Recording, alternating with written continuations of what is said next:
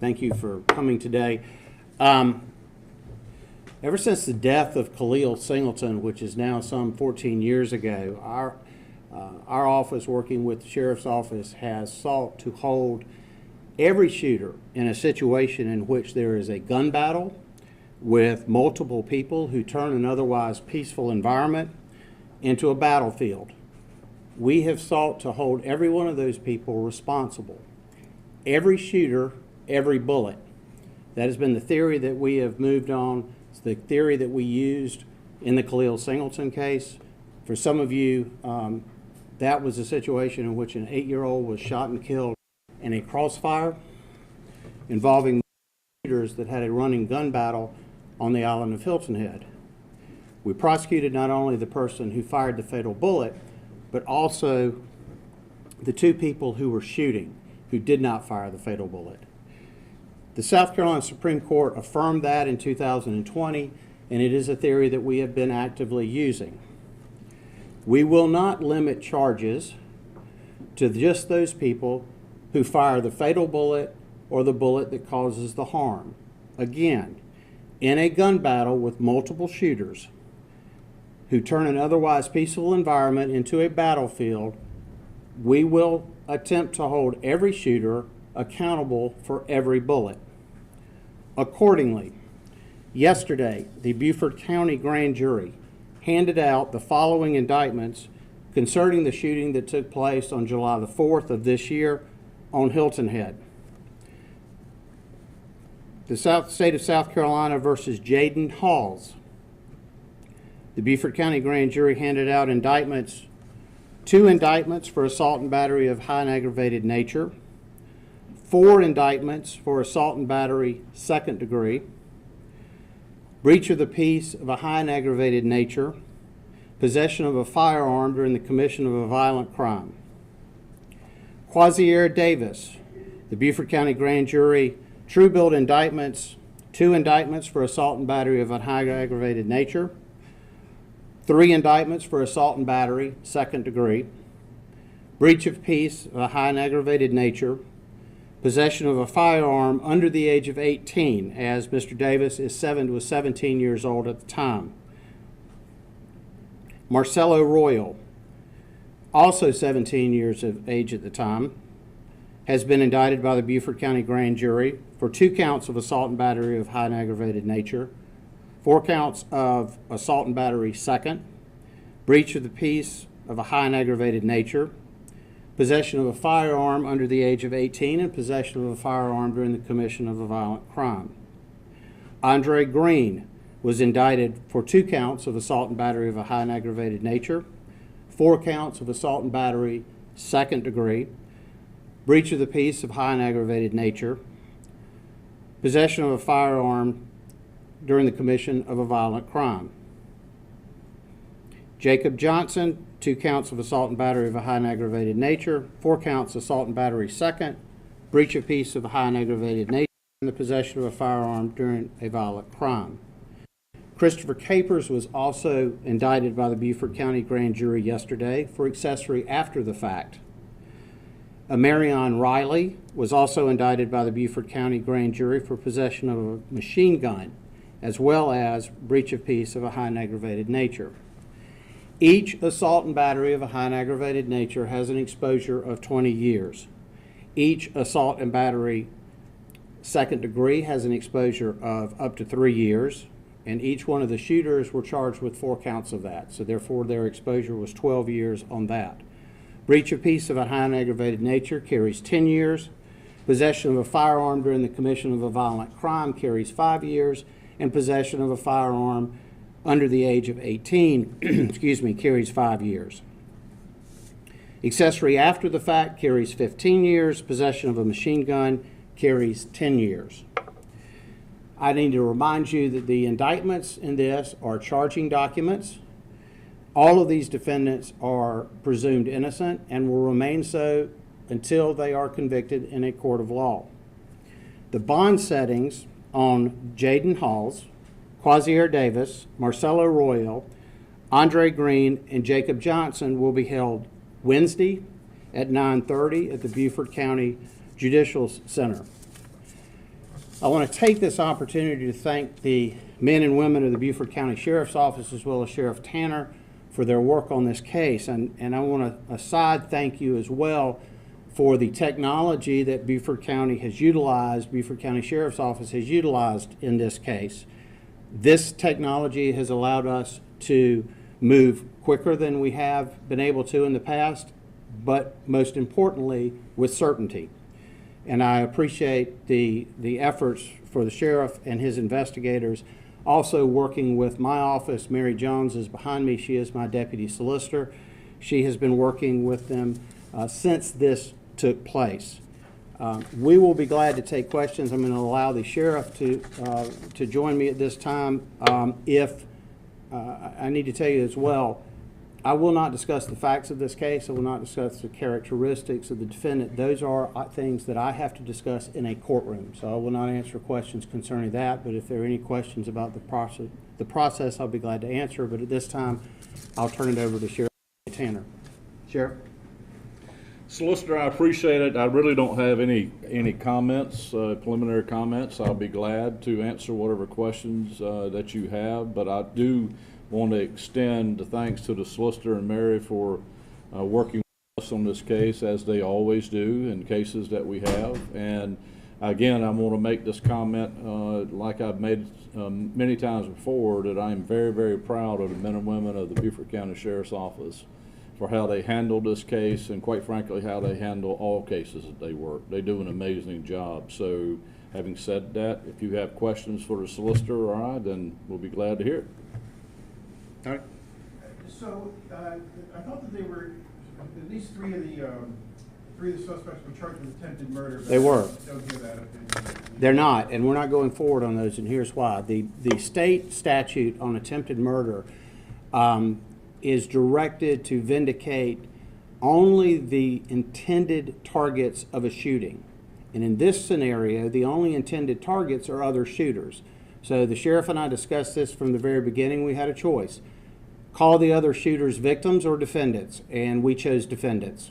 That's why you have the charges that you have for assault and battery for the true victims in this crime, who are the people who are the innocent bystanders who are not picking up a gun and being involved in the gun battle. Does that make sense? Yes, sir. I know usually in criminal cases it takes a few months to go through a grand jury process. This process was pretty quick. Can you talk on that? Or Sure. Absolutely. We have a grand jury that we hold grand jury in Beaufort County every month. So the grand jury is impaneled and it hears cases every month for every case that comes through.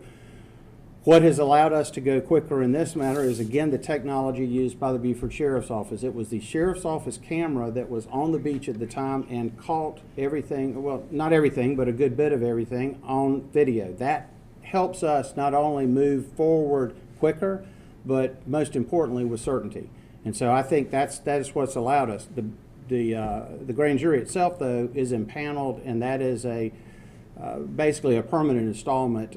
Every month the grand jury meets and we bring all the cases to them. But that's what sped up this process. And I'm guessing you guys are going to be trying Mr. Drew's cases out of Beaufort County before the ones out of Jefferson? Yeah, our intention is to try everything in Beaufort County at this point. Yes, that's correct. And will they be tried together as one group? Can't tell you that right now. That's going to be something that we're going to have to decide. Number one, if we want to make that attempt, then we're going to have to get a judge to allow us to do that if we choose that's the best approach. But that's down the road. That's not anything that I'm prepared at this point to tell you one way or the other. Yes, ma'am. Caroline Spice with Live Vital News. Just to confirm or clarify the security cameras that were, helpful in the technology, that was the flock safety cameras? All right, I'm going to now turn that over to Sheriff Tanner because he knows the technology and I do not. Sheriff? There were several cameras that were used. The camera on the beach was a Verkada camera. That is a camera it's a trailer camera. It's very large in size. It has a pole with cameras hanging off of it, and it's got Beaufort County Sheriff written on the side of it. So anyone that walked down on that beach saw that trailer. It's identified for law enforcement reasons, and that's the camera used. Now, the other camera that I referred to several times is a flock camera owned by the town of Hilton Head.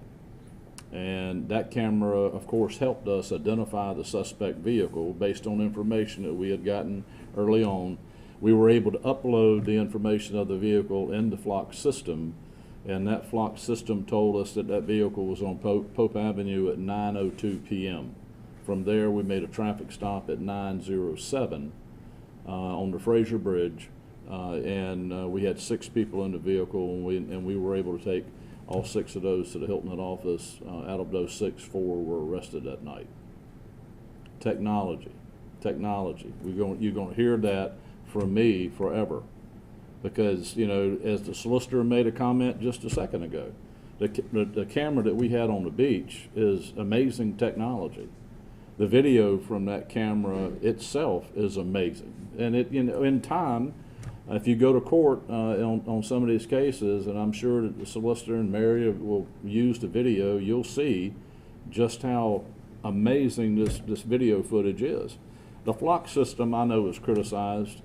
It has been and will always be, but the system that we use that's owned by the town, it helped us that night. It helped us identify a vehicle and make a traffic stop within minutes. So very, very important. Sheriff, from those cameras out there, how many guns are we talking about? And did they bring them with them? How were they sort of hidden or something? Was there a way to understand that without getting off too much? Well, I'm gonna tell you, like the solicitor told you a few minutes ago, even though your question is a very good question, you're getting into the facts of the case, and we're not going to do that. Can you give us any sense from the video that you've seen, though?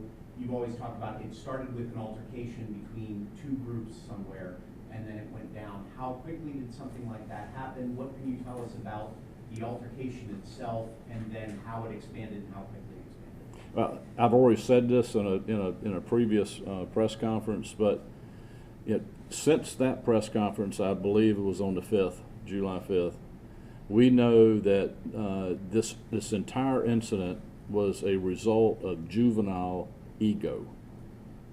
It was a look. So one person got a look from another that he didn't like. He felt it disrespected him, and then from there it turned into a fist fight, and from the fist fight it turned into gunplay. That's how it started.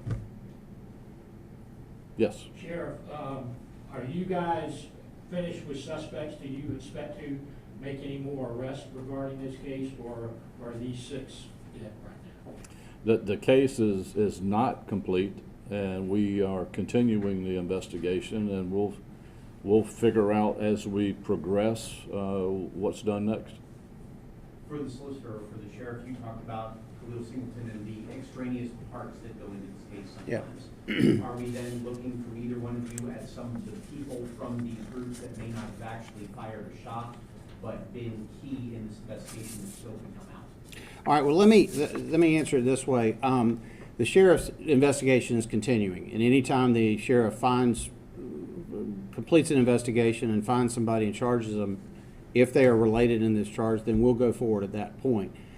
I think what is important to note, though, is that 14 years ago, when we first used the concept, it's called legally mutual combat, but I think the easiest way for me to explain it, and the way I've explained it to juries before, is every shooter is responsible for every bullet.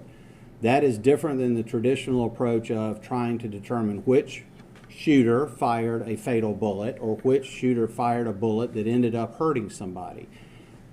I don't believe that's the way that we need to approach this. I think when you have a concept of people who are willing to turn an environment into a battlefield by multiple shooters shooting at each other, I think every one of them is responsible, just in the exact same way that both of the Youngs were responsible for the death of Khalil Singleton, despite the fact that we knew that Tyrone Robinson was the one that actually fired. The Supreme Court backed us up on that. We've been using since then, and we will continue to use it. These people that get together and decide that they can come to a public place and have a shootout, they need to understand that every one of them is going to be responsible for every bullet, every shooter, every bullet. Yes, ma'am. You mentioned for those who were under the age of 18 at the time of Yes, there were two of those, I believe, yes, Will ma'am. they be charged as adults? They are, they're charged as adults, they have been charged, under our law, because they were 17 and they were charged with A, B, or C felonies, they are automatically an adult. So all of these cases will be handled in adult general sessions court. And Sheriff Tanner, I have a question for you. Gang violence has been an issue in Beaufort County. Is this part of that group? You know, we're not going to go into detail about that either. That is part of the investigation, and we'll be able, as we move forward, identify if this was truly a gang-related issue or, again, as I stated earlier, juvenile ego. So, I mean, there's things that we're looking at. You know, when you start making claims about this being gang-related or not gang-related, and the investigation is still ongoing, it's premature to make those comments. It's premature to settle on one way or another. But as we progress, we will be able to identify that. And I think it's also important, Solicitor, if you could talk about what you've done in the last year about trying to get statutes changed, modified, for us to be able to charge differently in these cases. Well, the solicitors of South Carolina have been working actually with the General Assembly trying to get a gang statute. There is an effective gang statute in the state of Georgia. There is an effective gang statute in the state of North Carolina. South Carolina does not have a gang statute that has any real significance. Second thing is the attempted murder statute. The fact that you cannot hold a shooter accountable for an innocent bystander with that statute is something that needs to be fixed. And we worked with the South Carolina Senate last year and drafted a bill that would fix this. It was passed through the South Carolina Senate. It did not pass the House. And as a result of that, it died last year. This year was the second year of a 2-year legislative session. So we are hoping, the solicitors are still dedicated to getting that change fixed. And we're hoping we'll be able to do that next year and have a little bit more success from the House of Representatives. Yes, sir. And what's the difference in a sentence between maybe an attempted murder conviction and an assault and battery, high and aggravated? Attempted murder carries 30 years. The assault and battery of high and aggravated nature carries 20. And it's interesting that the Chief Justice of the South Carolina Supreme Court, when reviewing the attempted murder statute in a case, State versus Gentry in December of 2025, actually made that comment that it is unfortunate that if an intended target is missed, but an unintended target is hit and maimed, then the assault and battery charges are what's proper and not the attempted murder. Interestingly, and the reason that this is significant, the reason we've tried to get this changed is if the bullet were to kill them, we could charge murder on the unintended victim. So it's a problem in the way that the statute is written. And again, in this situation, it puts us in a predicament of trying to decide who the real victims are. And I think the sheriff and I both agree that the real victims are these innocent bystanders who may have caught a bullet in their leg or in their stomach or in some cases even in their neck and head area. Those are the victims that we want to vindicate with these charges, not the other shooters. And again, the decision would be, are these shooters going to be victims or defendants? And we've decided defendants. Does that make sense? Yes, You played a very lengthy social media video. You talking to the sheriff? Well, Sorry. both of you forgot these well. Yeah. But you played a lengthy social media video showing the atmosphere around everything. How much social media do you guys have right now that will aid in this case to go with that flock camera? Or is there a significant social media presence that you now are going to be able to use in trial and investigation? You know, you got to love Andrew. He asked the same question in different ways. You got to love right? Andrew. Yeah. Let me answer. Go ahead. You want to handle Yeah. it? Or you can. That'd be fine. That's part of the investigation, and those are the things we're not talking about. Do you have it? Can we at least? That's part of the investigation, and those are things we're not talking about. But it was a good question, Andrew. You always have a good one. And I will say this, and I will say this though, that the use of social media and technology is something that the sheriff is dedicated to use, as is our office, and we do it every day. That is a continuing process of using every technology we can, which includes social media. So this is all ongoing and will continue to be so up until the actual day of trial. And I was gonna ask, update on all the victims in this case. I'm guessing they're all at home now. Nobody's still in the hospital or anything that you guys have last, I guess, heard. Yeah, our victims' advocates are in constant contact with them, and they're doing well. Sheriff, did you learn anything now that you've had even more time with that with the video camera that you had on the top about any vulnerabilities that day and what else needs to be done on the beach, either by your office or by the town, to try to help this now that you've had even more time? Well, you know, I guess it was was it last Tuesday? The 4.5-hour council meeting that we had.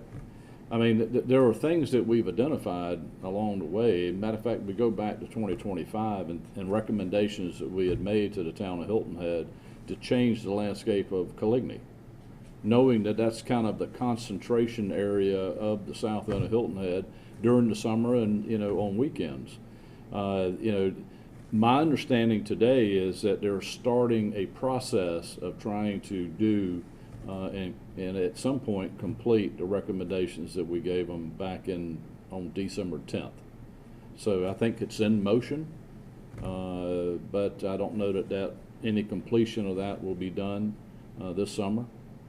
So we're in hopes that it's completed very, very soon, because it alleviates all the landscape that a lot of these young people use to hide behind, and meeting areas and those type things. It lifts the canopy. It adds lighting. Sunshine in areas are great, and also the technology of cameras will be in place as well. So we're looking forward to that end result. We just don't know what the time frame is for the town to do it. We also recommended that codes enforcement with the town of Hilton Head, there's more they can do that's controlled by the town. And we gave them recommendations on those things as well, and we'll just have to wait and see if any of those things actually become a reality. Hopefully they will at some point. Solicitor, you were looking for more people to come forward. Obviously there were hundreds and hundreds of people on that beach. Are you asking for more potential victims, or just people on there to come forward? We always want anyone who sees anything to contact the sheriff's office and let them know. That is something that we constantly ask. We will obviously be interviewing people in the process of preparing for the case, and that may very well lead to other people that we need to talk to as well. But we certainly hope that anyone with any information about this has already contacted the sheriff's office, but if they haven't, we'd ask them to do so. I want to add other thing too. Over here in the envelopes, we have copies of the indictments, so I'm sure some of you want to see those. If you haven't already gotten it, we should have enough packets. If we don't, Aaron McGuire will help you make sure that. Yes, sir. I was just gonna ask, Mr. Green, has he been transferred already from Jasper County to Beaufort County, or is he gonna be staying? He's in the Jasper County Detention Center, but he will be transferred for the purpose of the bond hearing on Wednesday. So where he's detained is we have clear access to him either way. Okay. It's not going to be an issue. Yes, ma'am. I have a question for the sheriff. Hmm? I got someone reached out to me this morning who lives at Ocean Green Villas by the Tiki Hut. I guess he was feeling some type of way because he said that evening before the shooting happened, he had called the sheriff's office with a complaint about some juveniles drinking underage, and I guess they weren't arrested, and then later on in the evening when the arrests were made, he recognized the mug shots, and so this person sort of walked away feeling, maybe something else could have been done or been prevented. Maybe if they had been arrested, the shooting would have never happened. I just wanted to know if you had, any comment on that concern. Well, I mean, do you recall the video that was shown that now has been taken down from YouTube? There's a lot of information in that video. So I don't know anything about this particular call. I'm in hopes, if you spoke to him, I'm in hopes that he's talked to law enforcement. Do you know if that in fact is true? Or you? We're still looking into that. Okay. But he said that the sheriff, the logs show that he called, and I still have to confirm, of course, whether or not the person he saw was actually, the person he saw in the mugshot. I think that's. You know, and if you can share the name and contact information with me, we'll be more than glad to give him a call. But it also takes me back to the council meeting where I believe Tamara Beckard made the comment about someone at Burke's Beach in that vicinity had called law enforcement, had called 911 to report issues at Burke's Beach, and that they were told by our dispatchers that there was no one available, which is not what our dispatchers say. Their job is to dispatch calls, and that's exactly what they do. So during that meeting, of course, members of the sheriff's office were watching it live, and the first thing they did is went back to the CAD and pulled up dispatch tapes, and there were 11 phone calls made about fireworks and other issues at Burke's Beach, which is not uncommon from 4th of July. And they listened to the videotape. All of the callers wanted to remain anonymous, and at no time did a dispatcher tell them that there was no one available. So that information provided to the general public by the council member was incorrect and false. I'll treat this scenario basically the same way. Let's talk to whoever this person is that you've spoke to and find out exactly what information they have, and then we'll evaluate that information. At some point, and I think you all know, there are always three sides to every story. So we always kind of like to get to all three sides before we make a determination. There's 12 sides to every story. Okay. Sheriff, have you guys tied any of these suspects to any other shootings that have happened in Beaufort County? You know, there is a lot of information connected to these suspects, and I don't think this is the right place, and I really don't have the documents to give you that information, but some of these defendants in this case are known to law enforcement. Hopefully that answers your question. Are you able to tell us who? You know, I can at some point, but not having that information in front of me, it wouldn't be fair. It wouldn't be fair to give you misleading information. It's kind of the same thing I'm talking about with lie. It's just I'm not going to give you misleading information.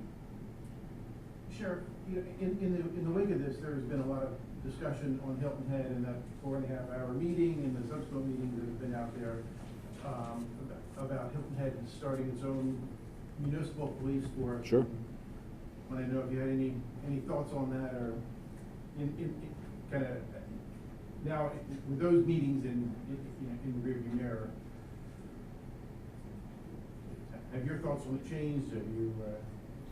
Well, I've been in office. I've been in law enforcement 46 years. Started my career in law enforcement as a patrolman on Hilton Head, assigned to the south end of Hilton Head, so I'm very familiar with Coligny. And I've been in office for 28 years. It ended this term.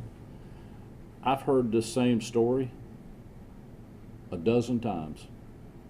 It's the same chatter, every 2 or 3 or 4 years.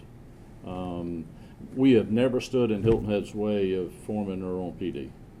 My advice to Hilton Head is if you want to do it the right way, because you want the bills paid, you need to put it on a referendum, you need to put it on a ballot and let the citizens of Hilton Head decide if that's something they want to do or not.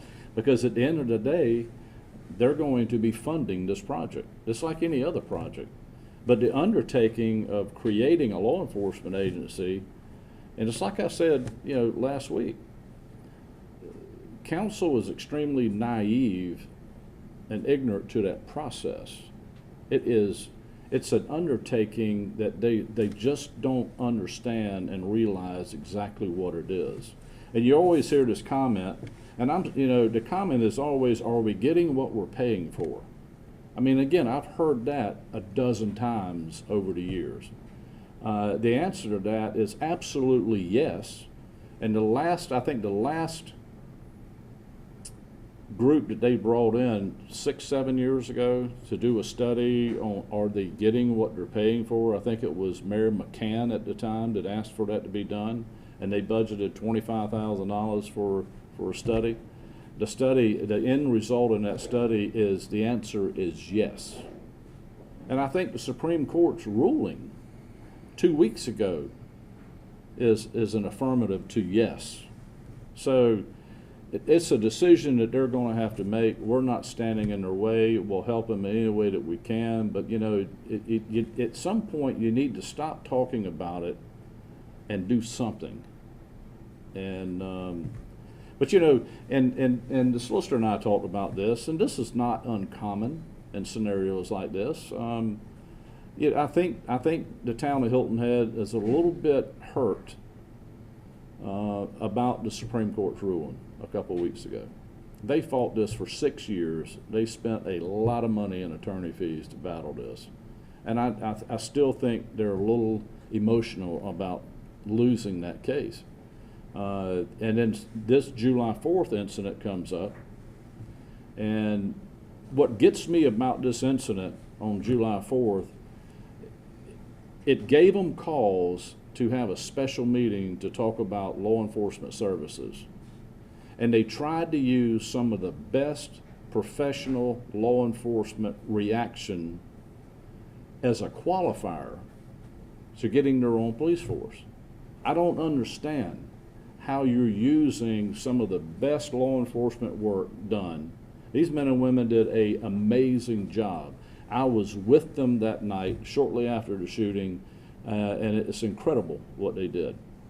Not only is it the work that they did incredible, but it's also the technology, what we utilized that made it that much better. How do you use that as a qualifier to get your own police force? Because I don't care what police force you had, it could not have been done better. Yeah, we had two groups of folks that went to the beach. They were from other areas of the county. Matter of fact, one group's from Jasper and one's from Beaufort County. They go to the public beach access. I've already told you kind of how this thing started.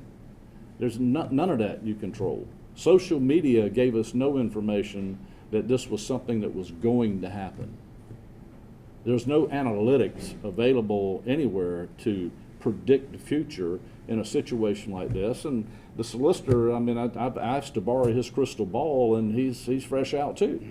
So I mean, but let the town work and do what they feel like they need to do. But don't do it on the back. Don't make decisions on the back of the good men and women of the Beaufort County Sheriff's Office and the hard work that they do every day. Supreme Court notified in this finding that we answer 100% of the calls on Hilton Head, and then the other municipalities we answer 12% of the calls. That kind of sends a message there by itself. Let me interrupt you. All right, don't ever hand a microphone to me and PJ Tanner and expect us to share nicely. Tony, I am concerned about this, and from a different perspective perhaps than the sheriff is. I deal with 28 law enforcement agencies. I'm the solicitor over 5 counties, some state, some municipal, some county. I spent 10 years in the state in Columbia. I was a prosecutor there. Dealt with another 10 law enforcement agencies. There's not another law enforcement agency in the state of South Carolina. I do an outstanding job. A 17 seconds response rate. You've got cameras that give us the evidence that we need to prosecute a case and the clarity to do it quickly. I have seen plenty of municipal law enforcement agencies over the state that have done a mediocre job of funding their own law enforcement, and therefore they do mediocre work when it comes to investigating criminal cases. And that is very difficult from a prosecutor standpoint to work with. If the town chooses to do that, and that's clearly up to the mayor and the town council members, that's their business. But from the chief prosecutor of 5 counties, please do it right. And that's not a $5 million or $10 million move. That is much, much more than that, because if you're going to make these cases and it's going to matter in the long run, you're going to have to do it right. And I'm telling you, having worked with as many law enforcement agencies over the state that I have, Beaufort County Sheriff's Office is one of the best, if not the best, in the state. And I don't want another agency working on these cases unless they're going to do them exactly the same way. Just one Me or him? use. Just one quick. I'm Duffie Stone, I'm the solicitor for the 14th Circuit. Yeah. You're in my office. Yes, sir. Just one quick question. When do you expect, are you hoping to get this to trial relatively quickly? We've got, you know, I cannot jump over other victims and other cases just to get to this because it's something of media interest, and I'm not going to do that. I'm going to treat this case the same way that I treat every case. We try to focus on certain cases in our office and get those as priority cases, but at the end of the day, I'm going to treat this case the exact same way. Earlier, you know, the question you had, I think, was, you know, why was this quick? Because we had the evidence, and we had the evidence quicker. I worked with the sheriff the day this happened. Mary Jones has been working with their investigators since this happened, and we do it every day. They're not all media cases, so you don't see it. But every day we do this. And so we will treat this case in the same professional manner that we treat all of them. And I'm not going to jump over other victims in order to get it there quicker. Yes, sir. I know in this case, there's a couple that are 17 years old. Is there any charges that could possibly be coming to their parents? Because I know there have been charges of all these days, but Again, the sheriff's still investigating. I don't know of any at this time. I don't foresee that, but that's, again, I'm going to let the sheriff finish his investigation, and if there's something out there, but I don't know of anything at this point. Yes, ma'am. Sheriff Tanner. Yes. You've talked about, we've seen machine guns in cases before. This machine gun that was mentioned, I believe there was only one that was listed today. Was it one that has been rigged like we've seen in the past? The one that we recovered, and I appreciate you asking a question that Andrew probably really appreciates you asking as well.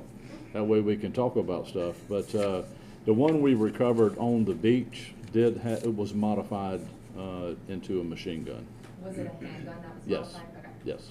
And it was the same kind of pattern that we've seen in the past? Yes. And of course, the defendant that was arrested in Jasper, we had criminal investigation ongoing on this particular defendant. He was involved in other issues in the Westbury Park area. So we had already had warrants for his arrest, and they were uploaded into NCIC. We got information, we got a tip of where he was staying in Jasper. And we, of course, furnished that information to Jasper County, and we appreciate them, making that arrest. And at the same time they made that arrest, they got another machine gun pistol from him, which is an unrelated charge to the July 4th incident. So, hey, look, you've got to expect certain things that we did not expect in South Carolina. I know the solicitor and I have had this conversation. When the state of South Carolina passes a law that gives this age bracket the ability, if you can buy a gun, you can carry a gun, you can own a gun, it opens the door to a lot of things that one, we expected, because I could tell you when this law passed, there's not a law enforcement officer that I know in South Carolina that agreed with this. And I think we're starting to see some of the results, the bad results from this, and it's something that we're going to have to deal with, because it's almost encouraging all these young people to carry guns. So is there a push for more laws to come out when trying to purchase a gun? I mean, the solicitor told you a while ago, he's been pushing the General Assembly now for a couple of years to modify, a charge related to what we've investigated, not only here, but the Willie's Bar and Grill. The same exact scenario unfolded there. The difference is that we had people that were killed on site, and then we had a litany of others that were injured. Well, the difficulties we had at the same scenario is, what do we charge based on the others that were injured but not murdered? It's the same charges. And Mary worked that case as well, and is actually still working that case.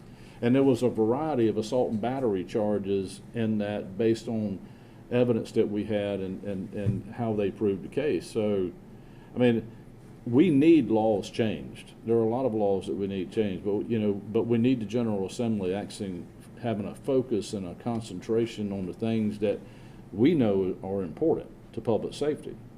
and I commend the solicitor he stays on top of this stuff. He spends ample time in Columbia with the General Assembly debating these different issues that he sees on a regular basis in his courtrooms. It impacts us a little differently from the law enforcement's perspective. That's why we rely not only on our staff attorneys, but the solicitor's office to kind of help guide us along the way of the appropriate charges based on the law. But there are some laws in South Carolina that definitely need to be changed. They need to be modified.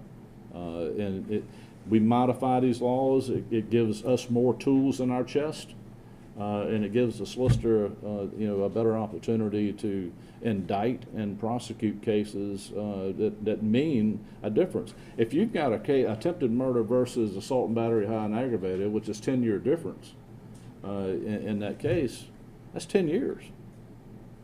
You would hope, and I know when I started this job, the deterrent to drug dealing, and I remember when I ran the drug team for years, the deterrent we had to drug dealing was the amount of time you could receive in prison for selling a gram of cocaine. And there were people in this county that went to prison for 10, 15, 20 years for drug distribution of a gram of cocaine. That 3 strikes rule, if you remember, those things, we were able to utilize the fact that you could go to prison for 30 years, 20 years, or 10 years to help us investigate other drug cases. Today, that's not the case. So there needs to be teeth in law. And if we're going to create laws, then there needs to be teeth in it to hopefully deter 17-year-olds and 18-year-olds from doing things like they did on July 4th. The same deterrence was needed in the Willie's Bar and Grill incident. The differences in these two cases is technology. The technology that we had at the public beach is not the same technology that was available or deployed at Willie's Bar and Grill. So, I mean, there's a lot of difference in these cases, but at the end of the day, the charges are basically the same. Other than at Willie's Bar and Grill, there were 4 people that lost their lives. So hopefully that answers your question. I know that the solicitor is wanting the microphone, so No, I can fine. feel it. No, I can feel it. Thank you for unless there are any questions. Thank you very much. I appreciate it. You have another Is question? that okay? Yes. Yes, ma'am. We talked about years Yeah. of service or spending time in jail, of Mhm. course. You mentioned there were 5 years for, we can't look at my notes, but there were. 5 years for the gun charges, the Yes, 2 gun sir. charges, except the Different machine gun carries 15. So different sentences for each indictment or charge. That's correct. So each person, when they're trial, would it be a situation where they could face? That will be up to the judge, but yes, it could be cumulative, it can be separate, it can be done basically the same, whatever the judge wants to sentence on that within those ranges. Yes. Okay? Thank you very much.